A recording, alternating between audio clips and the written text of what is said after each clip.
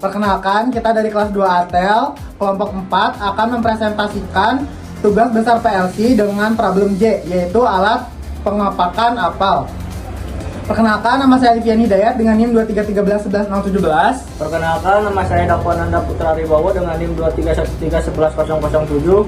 Perkenalkan, nama saya Jakdiar Darmadi dengan NIM 2313111014. Perkenalkan, nama saya Lukman Firmansyah dengan NIM 2313111018. Perkenalkan, nama saya Jendri Andreas dengan NIM 2313111031. Oke teman-teman, di sini kita akan langsung masuk ke tahap selanjutnya, yaitu bagaimana cara kerja dari alat ini yang akan dijelaskan oleh teman saya. Berikut penjelasannya. Alat ini bekerja ketika tombol start ditekan. Konveyor tidak langsung menyala karena harus menunggu fotoelektrik sensor 1 untuk mendeteksi objek terlebih dahulu. Setelah objek terdeteksi, akan ada delay sebelum motor pada konveyor 1 menyala. Saat konveyor 1 menyala dan objek terdeteksi oleh fotoelektrik sensor 2, konveyor 1 akan mati dan konveyor 2 menyala. Ketika konveyor 2 menyala, proses penghitung untuk jumlah box akan terjadi dengan set counter tergantung pada kebutuhan.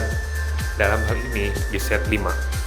Ketika counter mencapai 5, konveyor 2 akan mati dan konveyor 1 akan menyala kembali. Proses ini akan berulang dari langkah 1 hingga 9 hingga counter jumlah box mencapai nilai yang diset, yang akan menghentikan sistem saat mencapai jumlah yang telah ditentukan. Berikut ini adalah daftar simbol input dan output yang kita gunakan.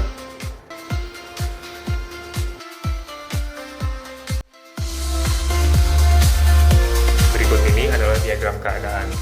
Di sini terdapat S0, S1, S2, S3, dan yang lainnya. S0 adalah keadaan awal. Artinya, dalam kondisi ini, sistem berada dalam posisi menunggu input, bisa berupa tombol on atau sensor input aktif. Untuk transisinya, bila T1, misalnya tombol on ditekan dan sensor apel terdeteksi terpenuhi, maka kondisi akan berpindah ke S1. S1 adalah ketika apel terdeteksi dan konveyor aktif. Di sini, apel telah terdeteksi masuk dan konveyor mulai berjalan. Kemudian, motor konveyor aktif membawa apel menuju lokasi pengapakan. Jika kondisi T2 tercapai, misalnya apel mencapai sensor posisi pengapakan, atau berpindah ke S2. S2 atau proses pengapakan, di mana apel berada di posisi pengapakan. Saat ini, aktuator pengepak bekerja, misalnya mendorong apel ke dalam box. Counter apel atau CNT_apel akan bertambah dan timer atau T_off aktif untuk nilai pengepakan. Setelah CNT apel plus T_off selesai, maka akan berpindah ke S3. S3 atau reset atau transisi ulang adalah kondisi di mana apel sudah diproses dan sistem siap untuk pengepakan berikutnya.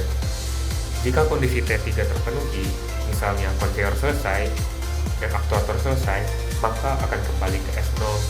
Dan jika tidak, bisa juga kembali ke S0 via jalur T4 atau reset manual atau sensor tidak mendeteksi objek lagi. Oke, di sini Kak akan menjelaskan bagaimana hasil simulasinya ya.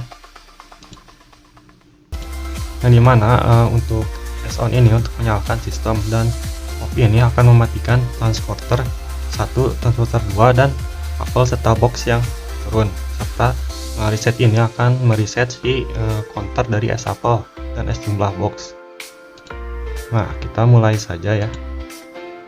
Mana saat sudah sampai S box akan berhenti, lalu apel akan berjalan.